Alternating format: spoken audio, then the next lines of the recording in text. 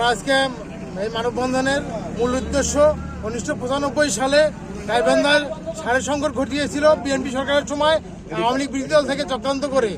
তার প্রতিবাদে আজকে আমরা এখনো আশঙ্কা করতেছি যে এই কামালকে এখানে টেন্ডার দেওয়ার মূল উদ্দেশ্য যেখানে সার কেলেঙ্কারি করে আবারও বিএনপি সরকারের ভাবমূর্তি নষ্ট করার একটা ফায়দা। এর প্রতিবাদে আমরা আজকে মানববন্ধন করেছি। কামাল হচ্ছে গাইবান্ধা পৌর সাধারণ সম্পাদক, পৌর আওয়ামী লীগের সাধারণ সম্পাদক এবং এই গ্রাউন্ডের সে তার 3টা ট্রেড ইউনিয়ন আছে 3 ভাইয়ের নামে এবং তার নামে লোডিং টেন্ডার আছে। সেই টেন্ডারের মাধ্যমে পুরো গ্রাউন্ডে তার দখলে রেখেছে। তার পক্ষে সিন্ডিকেট তৈরি করিয়া সার সংকট তৈরি করিয়া এটা কেলেঙ্কারি করে সরকারের ভাবমূর্তি নষ্ট করা সম্ভব। আমরা আজকে থেকে প্রায় 3 দিন আগে আমরা জানতে পারলাম যে এখানে সার রিব্যাগ হয়, রিব্যাগ।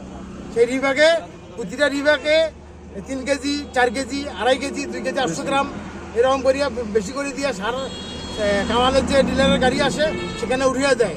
এটা এক পর্যায়ে এখানে ধরা পড়ার পরে রাত্রি 12টার সময় বিআরটিসি পরিচালক আসিয়ে এটা ওজন করিয়া সশরীরে তার বাস্তবতা প্রমাণ পায়।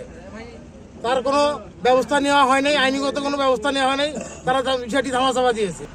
আপনারা পরবর্তীতে কি করবেন এটা যদি না মানা হয়, বাতিল না করা হয়? এটা বাতিল না করলে আমরা ডিসি অফিস, এসপি অফিস ঘেরাও করবো আগামীতে প্রোগ্রামে, পরে প্রোগ্রামে তারপর রাস্তা অবরোধ, হরতাল অবরোধ সবকিছুই আমরা করবো।